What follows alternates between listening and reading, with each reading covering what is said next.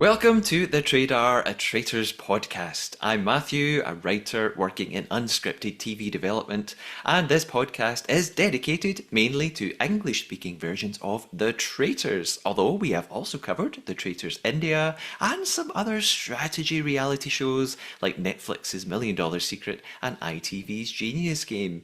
Usually on the pod, we analyse each episode of The Traitors, looking into the gameplay, the tactics, the mechanics of the format, but today is a special bonus episode. I am going to be interviewing someone who has been crucial to the show's success everywhere, the one and only Sam Watts, the composer of the iconic Traitors music. And joining me to help interview Sam is the one and only MaJiKer. Let's find out why he's here. It will all make sense. Let's meet them.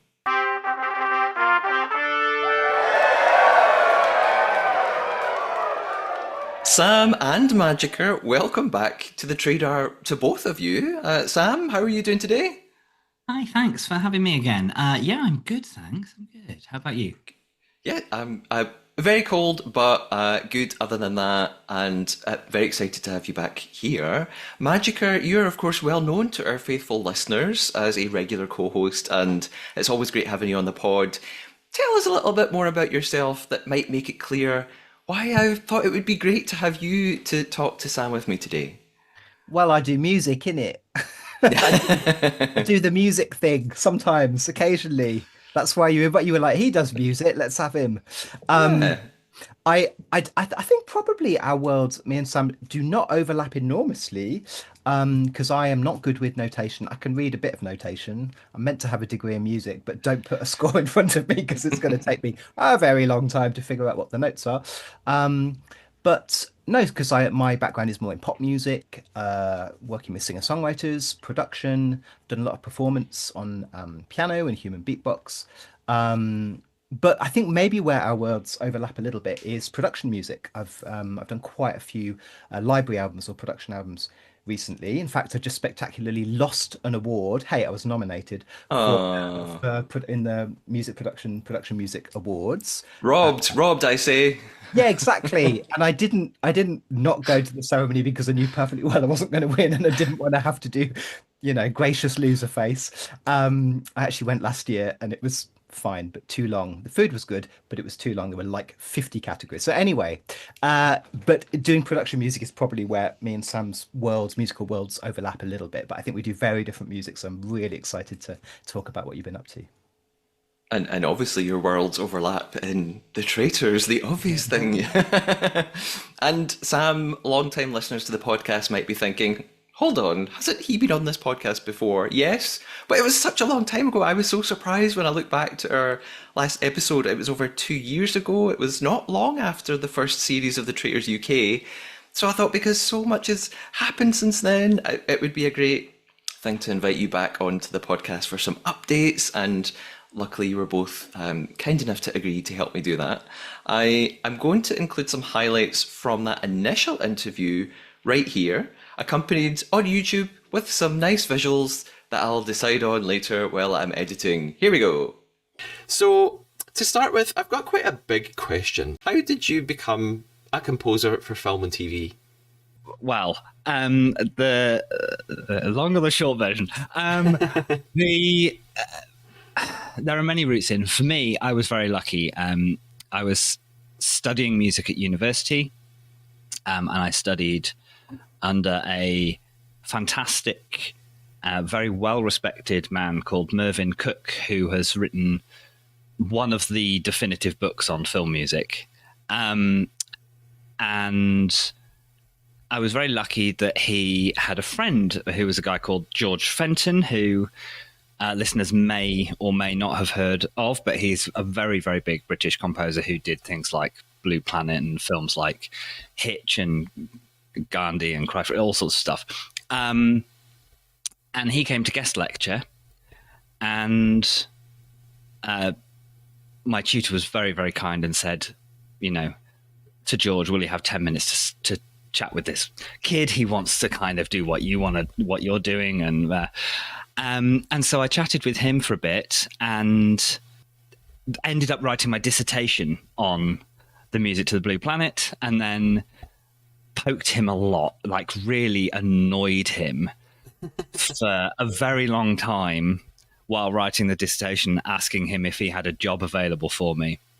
And he got really annoyed and said, if you get a first, then I'll give you a job.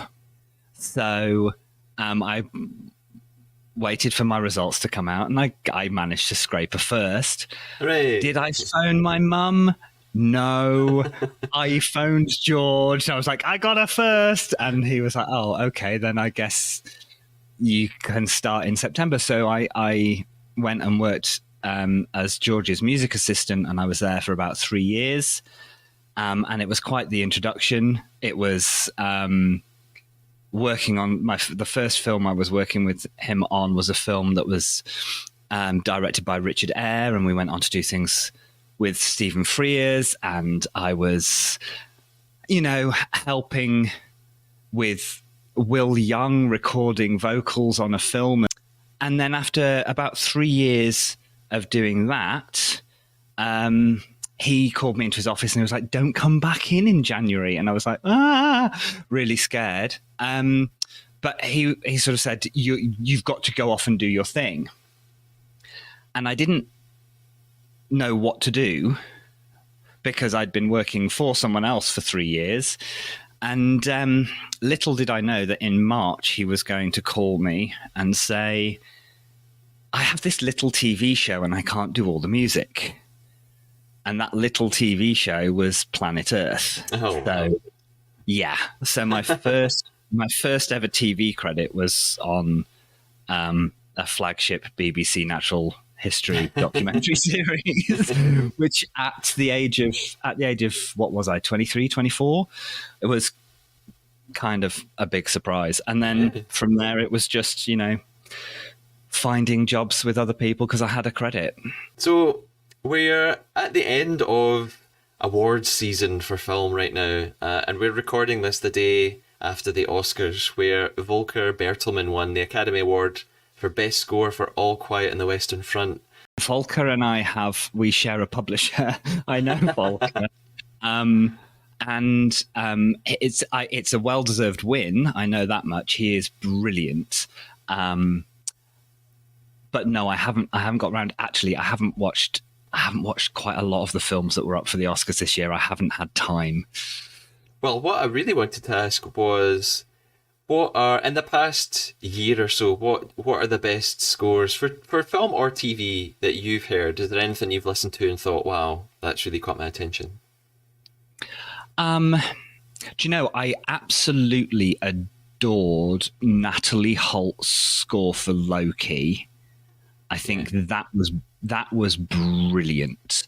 I also, although it's not all new, I really, really enjoy Nick Harvey's music for Hunted, the Channel 4 TV series. I have to admit, I did listen to some of Hunted for inspiration for the Traitors. And Isabel Waller-Bridges' score for I always get them the wrong way around. The fox, the horse, the mole, and the boy, whichever way around it goes. The animated. Yeah. Which just won an Oscar last night as well. It did. Yeah.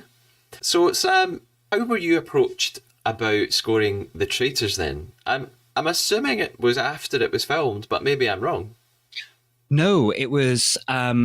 They were in pre-production for it. I was writing the music as they were filming and editing, and we were doing lots of back and forth. But this one of the producers, Abby Lambrinos, is a very old friend of mine. I've known her for over a decade now.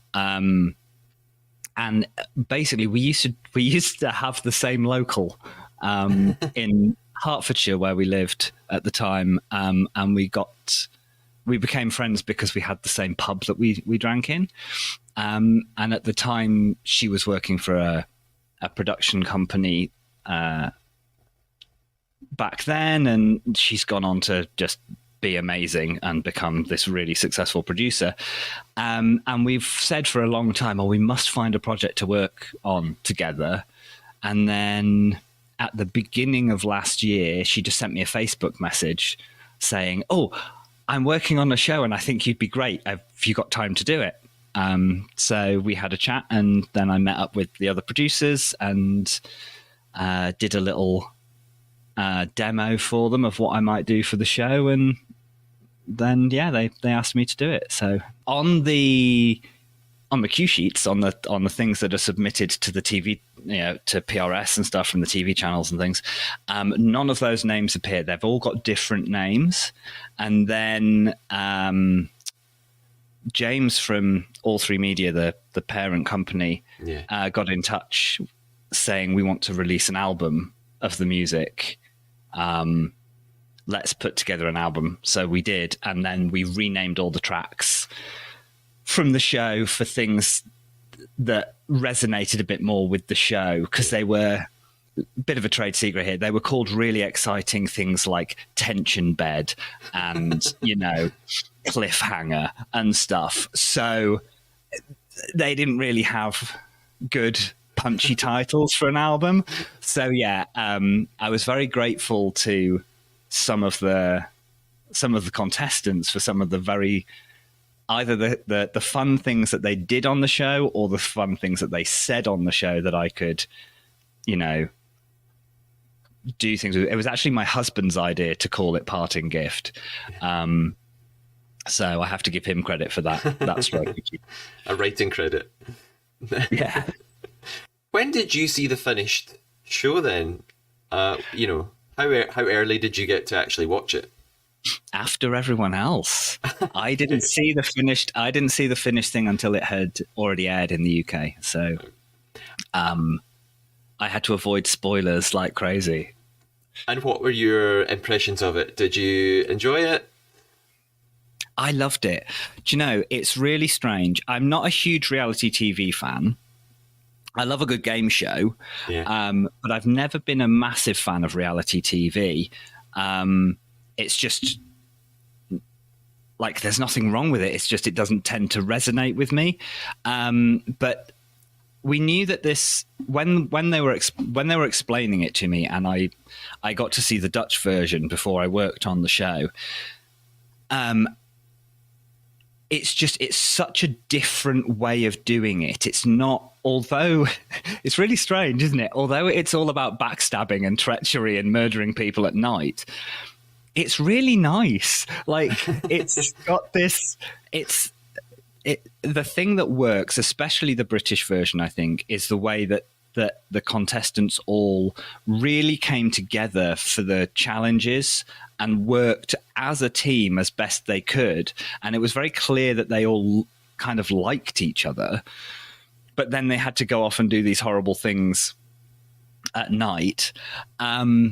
So that made it really, really compelling. And having Claudia Winkleman is obviously every person's dream. We love Claude. And it was just so well made. The production values were really high. Everyone I have been very lucky in my career I have almost exclusively worked with people who are hugely passionate about what they do, and put everything into making the best possible production. And this was no exception. All the people at Studio Lambert were just amazing, and they really, really threw everything at it. I was so impressed at the quality of the entire production. It's a great show. I have to admit, I am slightly obsessed with it myself. When I saw little clips of it, I thought, they're pushing this, right? Like my mum sent me a text like, I've just seen a trailer for Traitors on the BBC. And so I knew that they were going to, sort of hype it a little bit. But it wasn't until I think maybe the second or third week that it was airing when there was just the internet was on fire, basically. And I thought, wow, okay, yeah, this is pretty successful.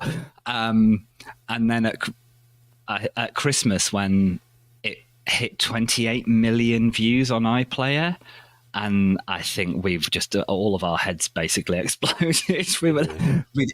I don't think you can ever know how successful a thing is going to be. You hope it's going to be successful, and you hope people enjoy it. And when you're making it, you're like, you're making it thinking, gosh, I really hope everyone enjoys watching this and takes from it, something positive and all the rest of it. But you never really know. So, it was a pleasant surprise just how successful it became. How many musicians then did you work with, Sam? Are you, throughout the recording process, are you there every single step of the way, or do you write and just send music off? How does it work? Well, it might surprise you to know that it is me and my brother. That is it. There are sadly no live musicians on the score at all. It's all created in computers, or my brother has like a huge wall of like analog synths, 80s synths and stuff. He's like SH-101 and all sorts of really cool gear that when I lived in the UK, I used to go to his and we'd muck around on them and record them for scores and stuff. But now we do all of that remotely. But yeah, it's the only actual live instruments are his guitar. He plays a guitar on it, and the synths that he did. Everything else is programmed in a computer. So on this one, it was it's interesting having to do it that way. I would have loved to have recorded with an orchestra, but the timing just didn't really work on this one because of the way that I was having to write, along with them editing and things.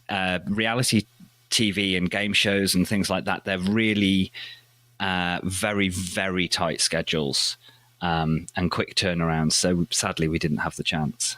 How long did the whole process take from you first finding out about it to it all being done? I first found out about it, I think, in February last year. I started writing in April.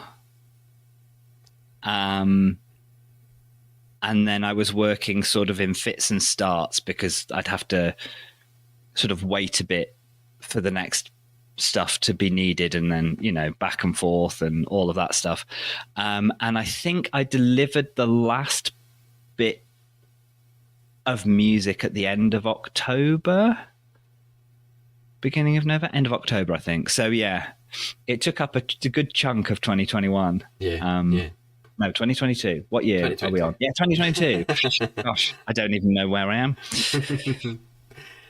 I wanted to ask some questions about particular pieces themselves.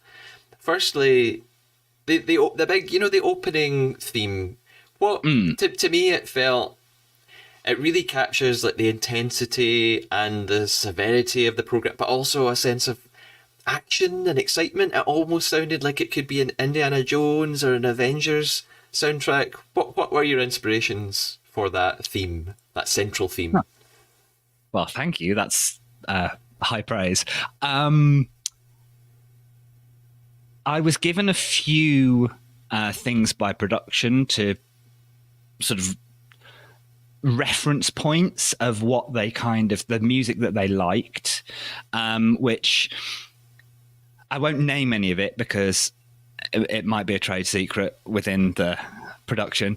But they pointed me at a few different sources of the sorts of things they liked. And then they just, they told me what the show was about. And then I did that theme actually came from my original pitch to them. I spent a few hours playing around, coming up with ideas, any of your listeners who are creative will probably understand that a lot of the time you don't have a clue where this stuff comes from. You're mucking around at the keyboard or you're doing whatever, and you're thinking about, obviously you're trying to think, right, okay, I'm thinking murder and treachery and lying and all of that stuff. So I know that I'm going to be in a minor key, or I'm going to, there are certain elements of framework there. But then it just it kind of turned up. And I knew I wanted something that was kind of big in Hollywood and ever so slightly over the top, a little bit more dramatic than you might normally get on this kind of show, just to help make it slightly different, I wondered if have you ever worked on video games, or is that something that you would like to explore? I haven't done any video games, but I would love to. And it probably sounds sci-fi because I'm a massive sci-fi nerd. Like, I love sci-fi stuff. I'm also a child of the 80s, and all of my music has an 80s influence. And I think probably the use of a lot of the synths and stuff lend it that kind of slight sci-fi vibe. And I've done a lot, the Sarah Jane Adventures, Wizards versus Aliens, both, kind of sci-fi shows, really. Yeah. So I always kind of bring that in. I'd love to score Star Trek or, something like that. That would be a dream. Yeah.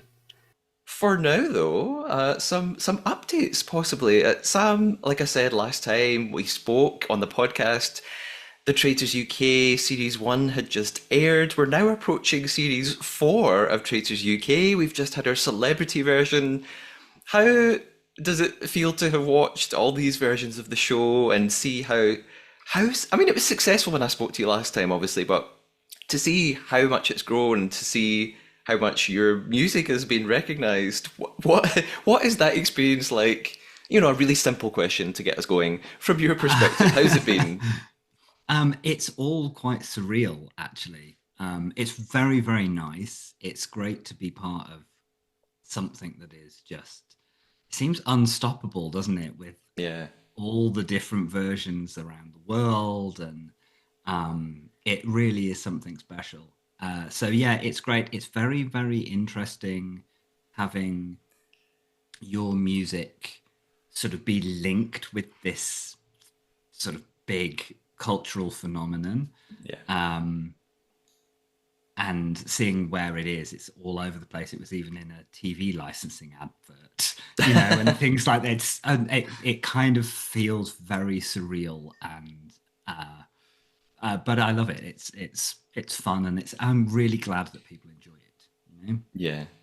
Do you have a favorite series of all the ones that have used your music? I mean, I think the UK version is always going to have a special place in my heart, because it was the first one that went out with my music on, and Claudia is just the best.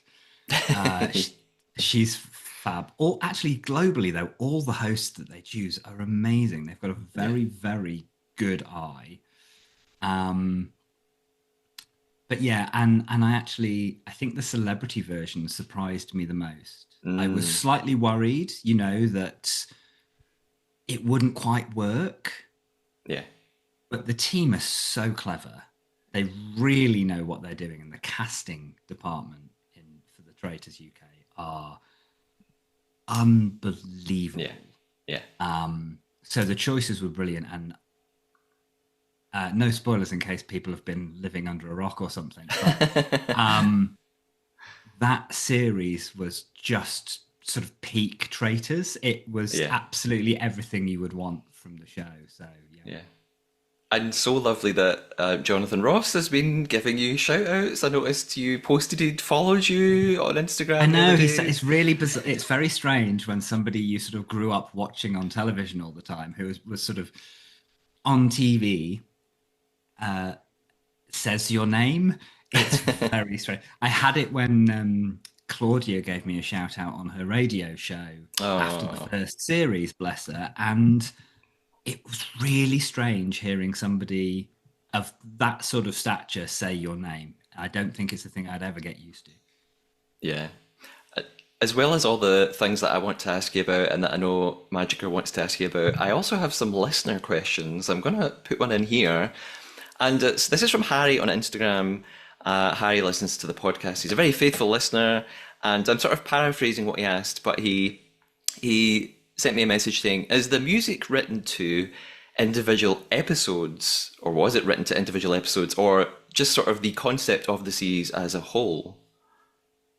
So the original bunch of, well, all of the music that I wrote for the show was all written for the series as a whole. Okay. I wrote the theme having seen a little bit of the graphic that they were going to use. Yeah. And then the rest of it was kind of as, MaJiKer was saying about our overlap. The rest of it was almost written like a production music library bespoke for them, but in a way that I haven't really written before, where I sort of stuck to key and tempo and to a degree chord sequences and things, so that the production team could take the strings from that piece of music and the synths from that piece of music and make an entirely new piece of music within. And yeah, so I just got them a bank of stuff, and Sarah Fay, the producer who does, I think, most of the music choices for the show, is a genius. So we worked together to set up the kind of feel of the music for the show, and then they've run with it since. And yeah, she's brilliant. Her music choices are just inspired.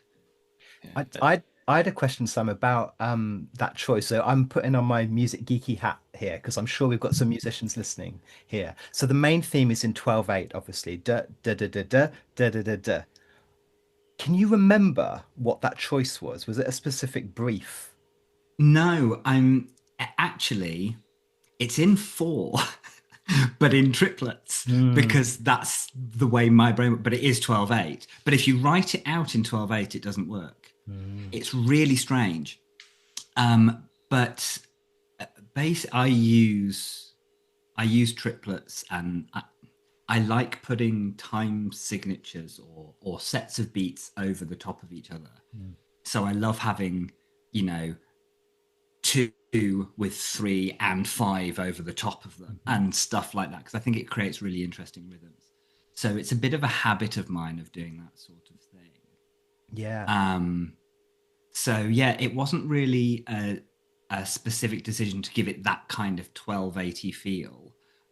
It was more that I knew I wanted something driving, really like kind of with lots of forward momentum, and the sort of multiple of 3 time signatures are very good for that. So yeah, that was kind of why. There's the kind of Philip Glass influence there, I guess, with the 2 against 3 and then put the 5 on top of it. Yeah, where everything's lining up. very, very much so. And also, now you've said that the idea that it's actually, so we are geeking out here, Matthew, but the No, idea I'm that loving it. the fact that you considered it in 4/4, but you're using triplets. I think about, yeah, it's because it's dung dung dung dung dung dung, which are the quavers against the triplets. Yeah. So, and the other thing I noticed, I was just mentioning this to Matthew, the main theme effectively is almost like dung da da da minor dung da da da boom. If we're taking that as like the kind of dominant major, it's effectively going major, minor, major, minor, major. And I was thinking, is this like faithful traitor, faithful traitor, faithful traitor, faithful traitor? I'd love to be that clever, but actually, it was just a hook that I found, and we all decided that we were like the production team were like loved the hook. So we put. I'm more of gonna it cut in. that bit out and just use AI to have you going, yes, that was deliberate. Thank you. Please don't use AI. There we go. Yeah, I it was, I wanted a hook, and actually it's all about very, very close harmonies in there. But I did do quite a bit of that major minor Yeah. switch. You know, it's in D minor for the majority of it, but the sort of bridge section has and because I'm weird, an E flat major in it.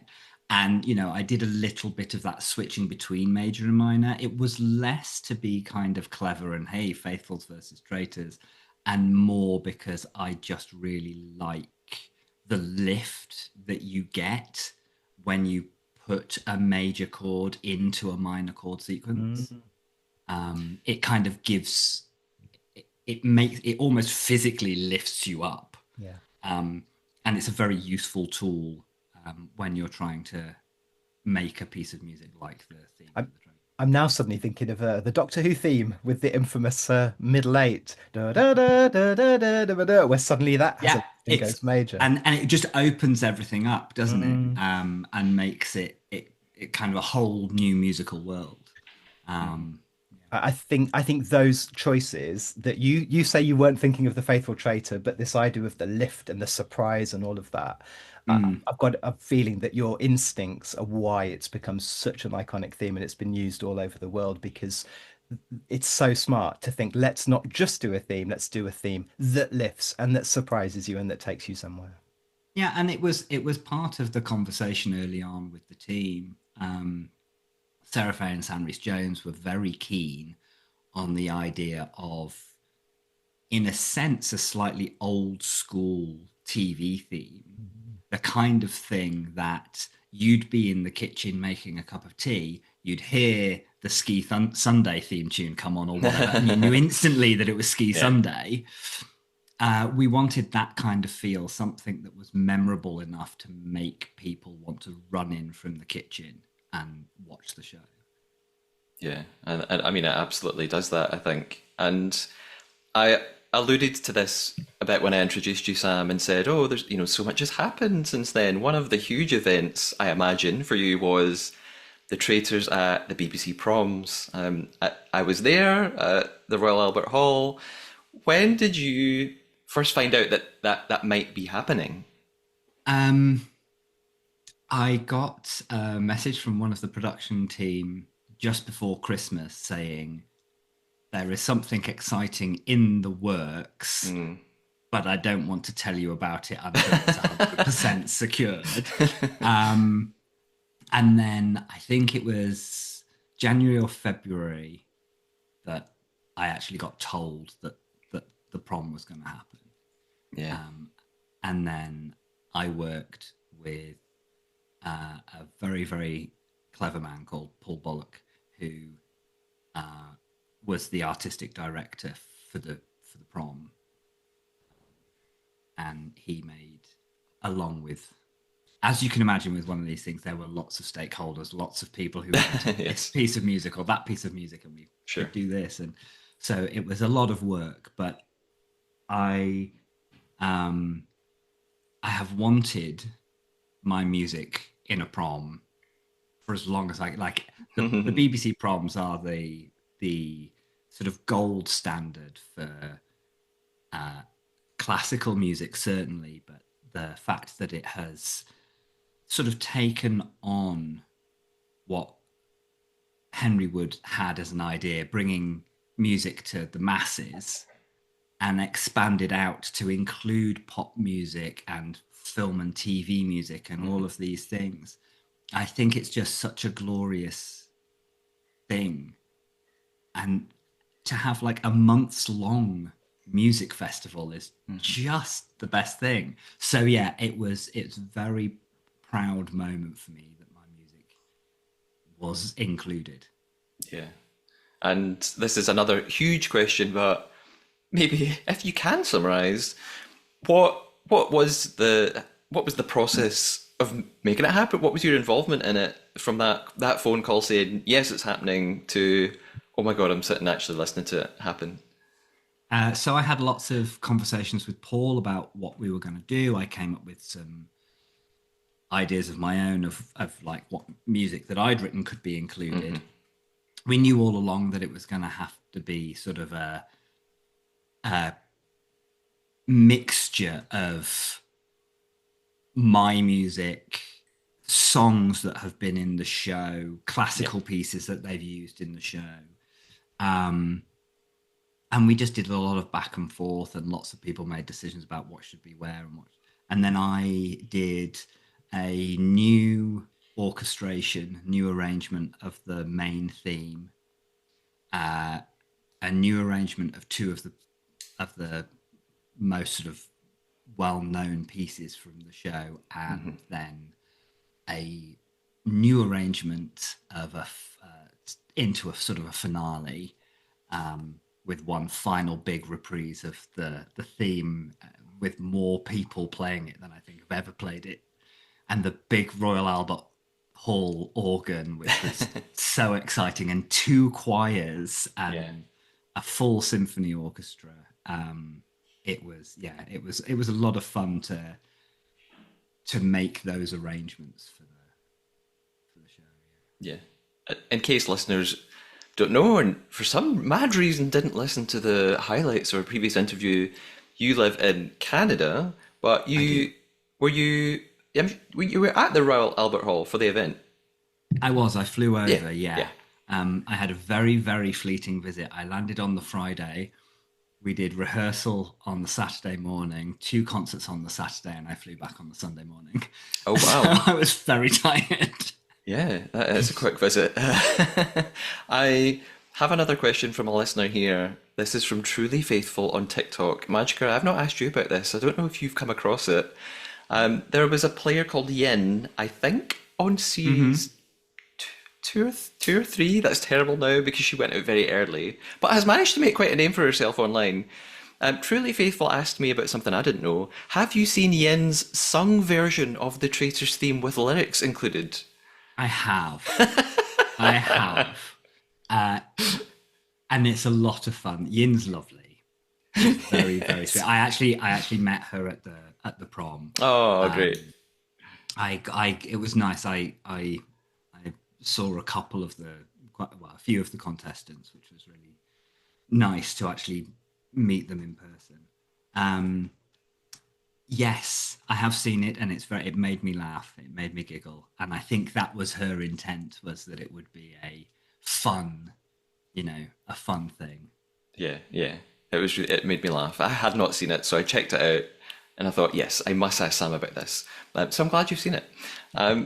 I was gonna ask along, talking about preparing for the proms, and Matthew, you'll know this as well. Sorry, MaJiKer, I'm Matthew. I should really just not call you Matthew. It's too confusing. You've obviously got experience of this as well, because I know that you've performed so much. And this is from someone who's not a musician. What are the biggest challenges? And I guess there could be a million different answers to this depending on what kind of music we're talking about. But taking a piece of recorded music or music that you've written alone, without an orchestra, to then actually translate that into being performed in a space with an audience, like what are the things that you need to consider that it would never occur to me that you have to think about? I guess either one of you can answer that. I think the big difference between us is, like I said before, is that Sam is going to be making scores, so there's going to be notation. And when you said, you rehearsed with the musicians on the Saturday and then they performed it, for most of us, for us pop musicians, are like, oh my goodness, only one rehearsal. But that's very often how it happens, because they're used to they sight read, they get scores, they play them, they're incredible musicians because they have notation. And that's I've only done that once when I did the Anna Meredith beatbox concerto, but I had a few months to learn it because you could not have put that concerto in front of me and expected me to perform it. Every bar was in a different time signature. Thanks, Anna. Amazing piece. One of the most difficult things I've ever had to perform in my life.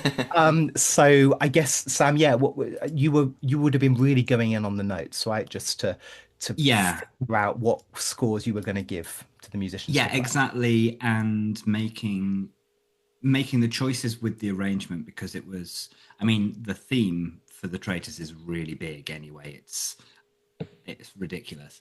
It was a nightmare for my brother to mix, but the difference when you are then going to have live players, sometimes when you're not going to have live players, you can do things that aren't physically possible.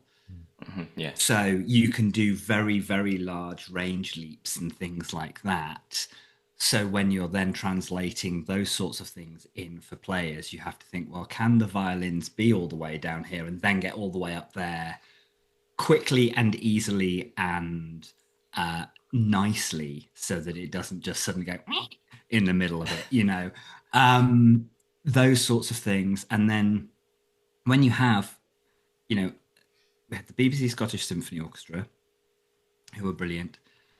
We had a little band, a 4-piece band, the BBC singers, BBC Symphony Chorus, and an organ. And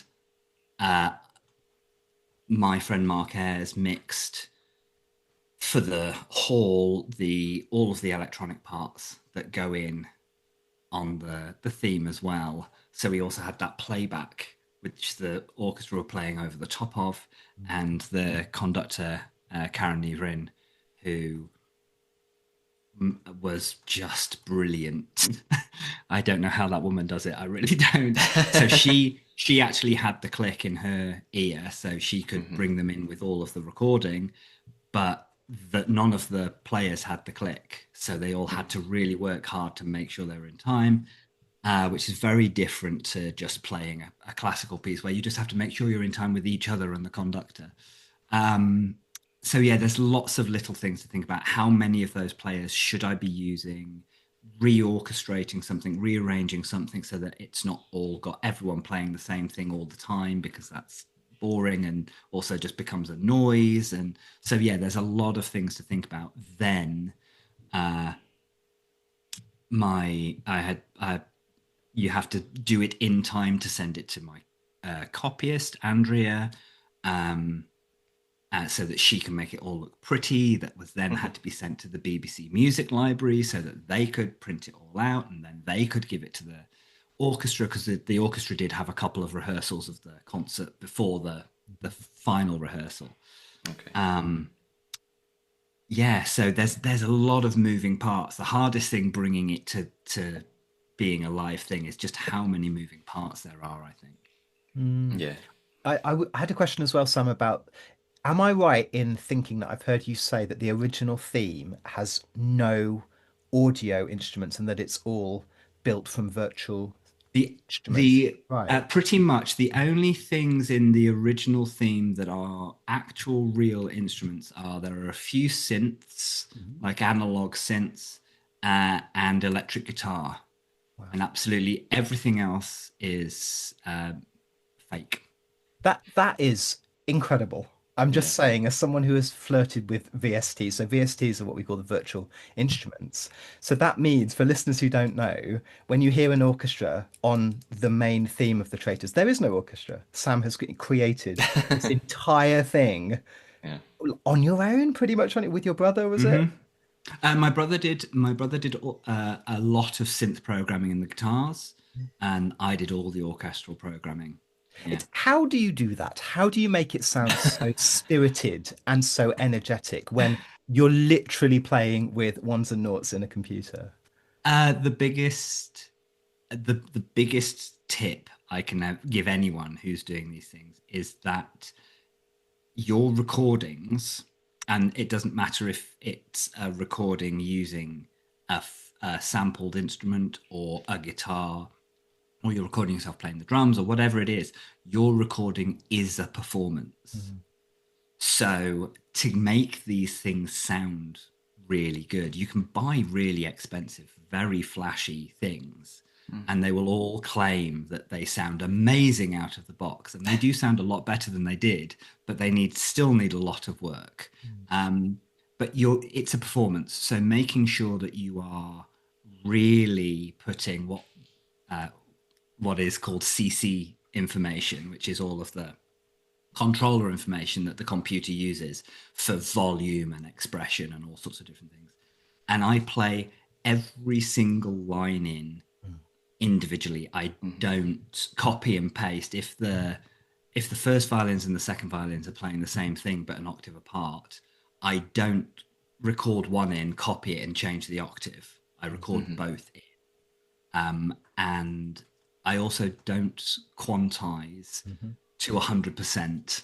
Like, I don't because then you get machine. So I'm a little bit sloppy with my playing, especially when I'm trying to write something quickly when you don't have very much time. But I always sort of quantize and use the humanizing quantize that a lot of these programs have, so that everything is in time. But for instance, I might quantize the first violins, but not quantize the second violins. And everything gives you that little bit more of a human aspect into the music then, even when it's all fake. Yeah. It really is incredible, because I don't think anyone, unless you have really experienced with VSTs, like any punter, would listen to the theme tune and go, oh, cool, yeah, this composer's done a really good job with these virtual instruments. I genuinely believe that everyone is like, this is a big show. At least there were a few cellos, because often, you add in one cello or something just to give a bit of attack. The fact that you didn't have that is remarkable. Thank you. I have a couple of questions that I'm thinking if it's occurring to me, maybe it's occurring to listeners. And again, not a musician. Sam, what does it mean to quantize something? Oh, quantize. So quantizing is when you play the notes into the computer, they turn up as little dots. And if you think think about the beats that you have in a bar are represented by little lines in the computer program that you're using. And to quantize them is to pull those little dots in line, or more in line at least, with those bars, so that when everyone is playing beat one, everyone is playing beat one, not a wobbly thing all around beat one. It's a little bit like auto tune for timing. Yes. Or auto time. Okay. I say I'm a non-musician. I did play the saxophone for years when I was a teenager. I just haven't done it in about 20 plus years. So like I do understand, I could kind of read music very slowly at the time, and I played with the school orchestra and all that stuff. It's just something that's so not part of anything that I practice anymore, which I really regret. And something else you said, Sam, sort of blew my linguistic part of my brain as a writer. You mentioned, I didn't know this was the thing. You mentioned an analog synth. My brain is saying, that's an oxymoron. What do you mean an analog synth? What is an analog synth? So,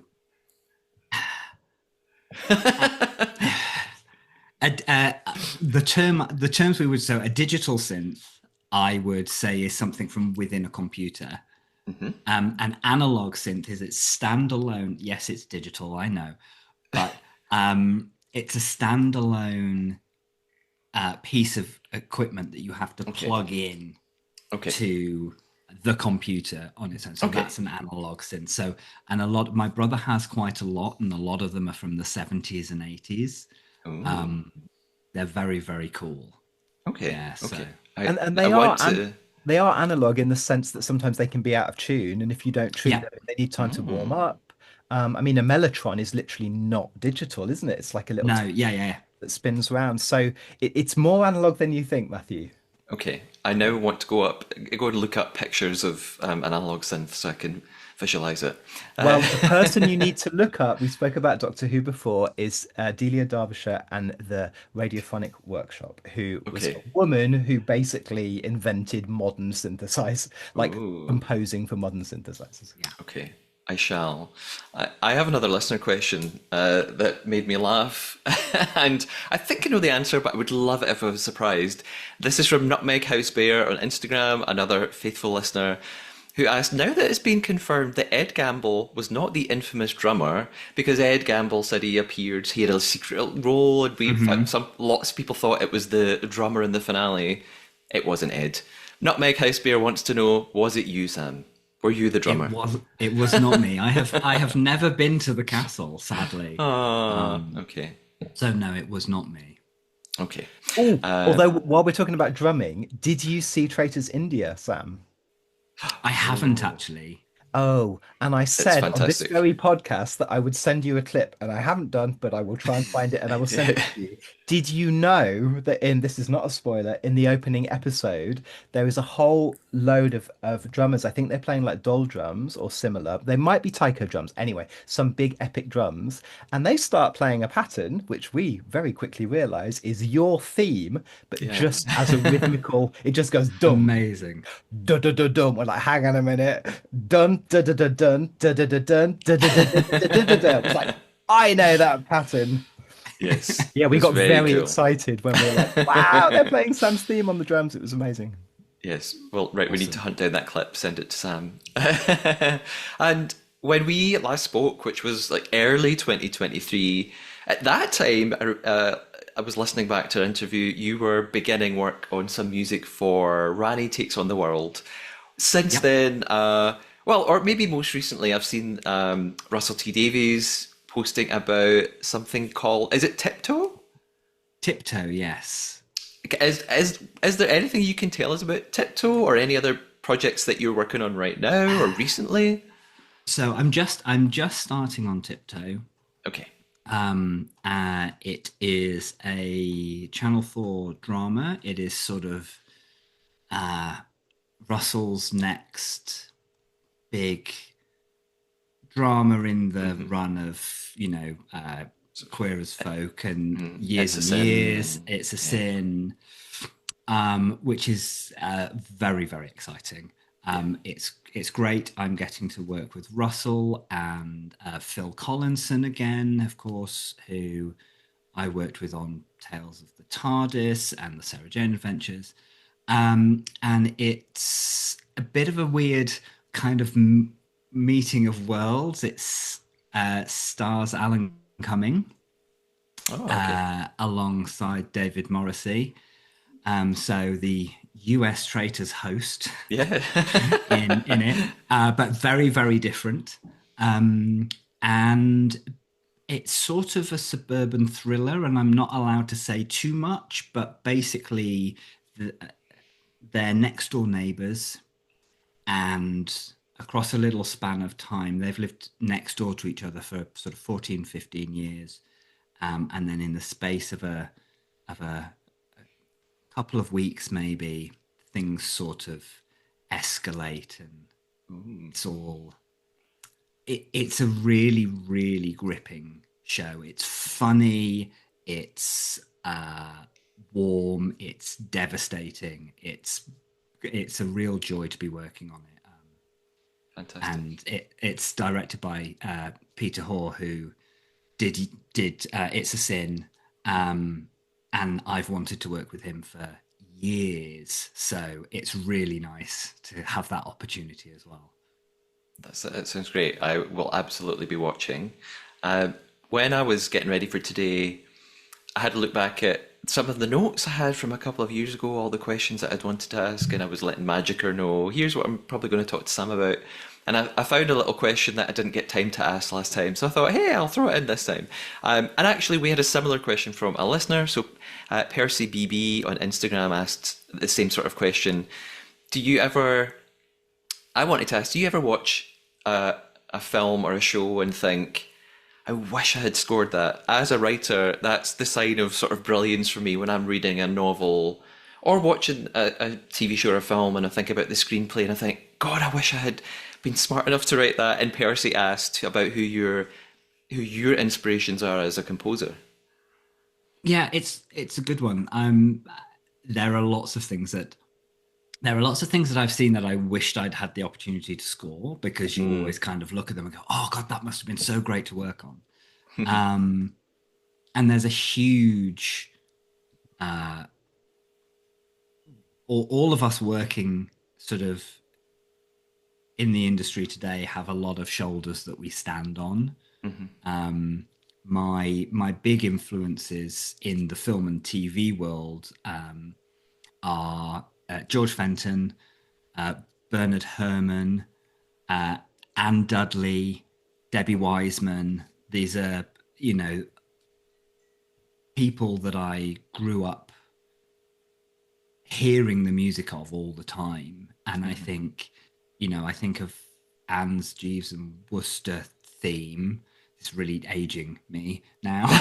And it was a really catchy theme tune, and that kind of made me, obviously listening to John Williams scores, things like Jurassic Park and Schindler's List. Like, I wish I could write something like Schindler's List, but John Williams is an actual bona fide genius, and not very many of us get that level of greatness of music.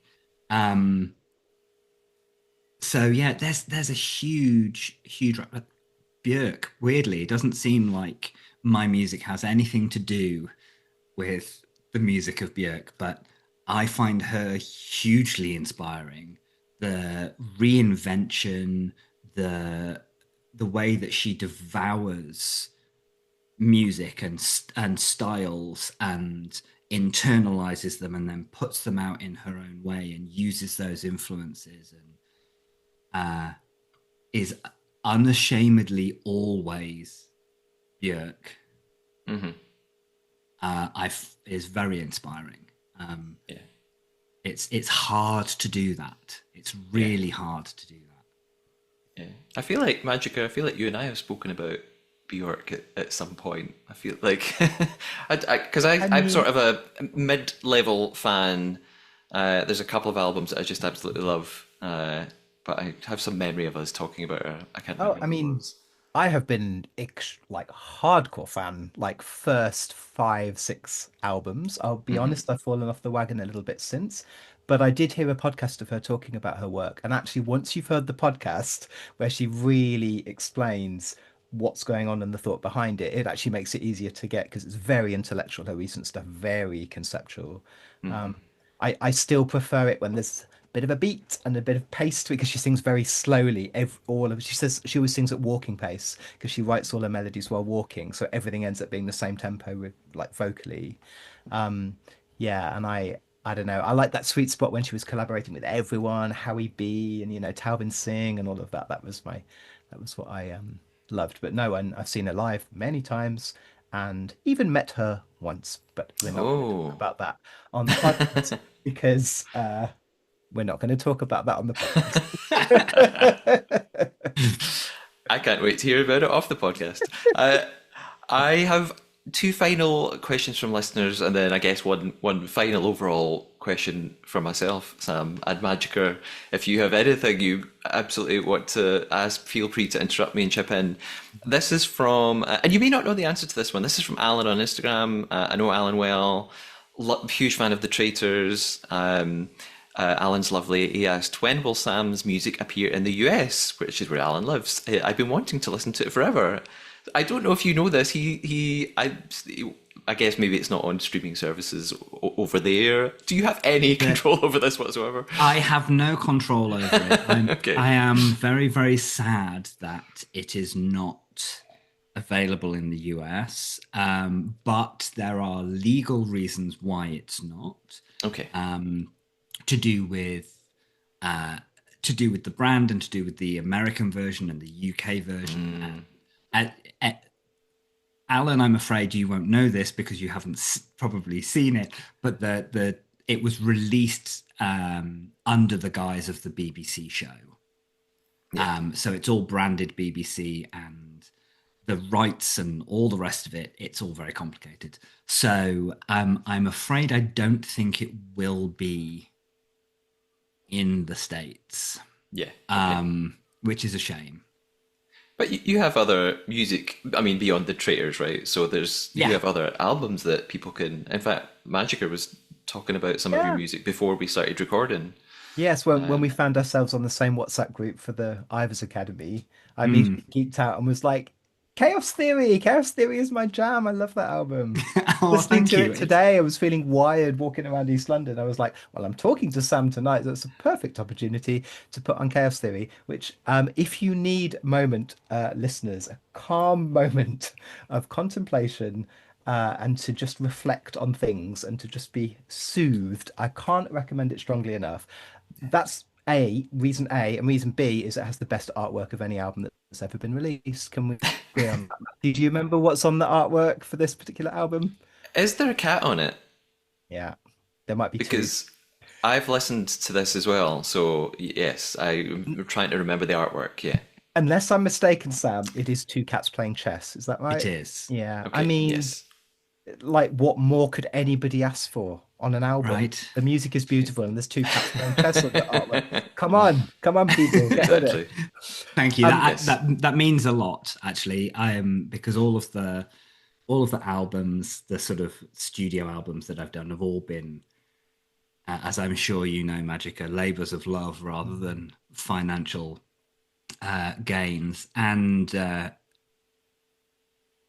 I am quite fond of that album myself, and I don't often like my own music, which I think is quite a common thing for creators, because Yeah. we hear or we see all of the things that we could have done better or differently or found another way around or whatever it is. But yeah, it's very different from anything that my studio ones are always very different from the stuff that I put out on television, which is quite nice because it's a different place to explore different things. Yeah. Yeah, and Chaos Theory is one idea. It's really one idea across 8 meandering tracks, and you often don't get time to explore in that way for TV. So yeah, I'm glad you like it. Yeah, I love it. And I'm kind of drawn to this idea of music as function because, like, obviously your music has to be so useful. The stuff for TV, you're literally providing, like I do when I do bespoke stuff for adverts or some production music, you're providing the company or the advertiser or the editor what they need in order to do their job. And so, am I right in thinking that Chaos Theory was more of an artistic project for you where you didn't Yeah. have those pressures? Yeah, that was me with a month free and the time to sort of play around and explore with my own musical ideas in my own time for my own gratification, as it were, which is a very different thing to the pressures of working on a TV show where you have notes from directors and producers and people wanting a certain thing, and it's quite prescriptive in a good way. It's a different kind of creativity.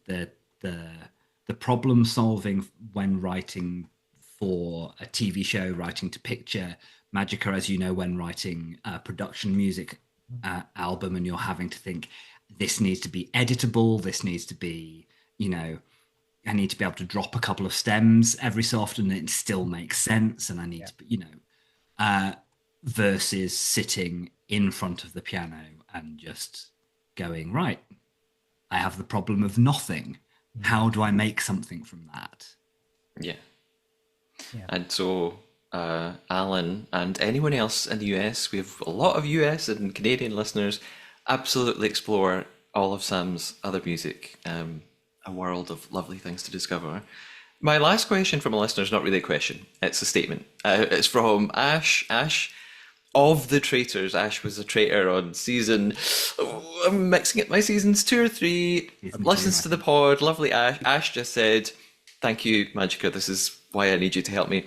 Ash just said, no questions, just tell him I love him. So there you go. I love you too, Ash. I do Very love lovely. Ash. She She's is great. awesome. I tend, like, there are a few of the people who have been on the show who sort of, have Instagram presences or whatever, and you end up sort of following them. And Ash is one of the people who we've ended up chatting and getting Yeah. to know each other a bit. And it's really lovely. And she is just awesome. I love Ash. Yeah. She's been on the pod, and we had such a fun chat. She's great. For both of you, we'll start with you, MaJiKer, in case people want to not literally follow you, but online follow you, find out more about you. Is there some way they might be able to do that? There are ways. I believe it's possible. I have faith. Have you heard of this thing called the internet? Ooh. It's really taken off, guys. It's the hot new thing. I have a website, magica.com, which I'm about to update with a new thing that I'm working on for a workshop about listening. So keep an eye on magica.com, and then on Instagram, although I'm using it less and less and less because social media is social media, and sometimes we need to get on with things in real life. Anyway, if you would like to follow me on Instagram, I'm not going to say no, magica_. Fantastic. And Sam, where can we find you? What should we be checking out? Yeah, I also have a website, which is just samwatts.com, nice and easy. And I don't really use social media very much.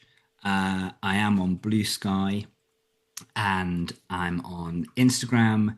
And if I remember rightly, those are both the very catchy I_is_Sam.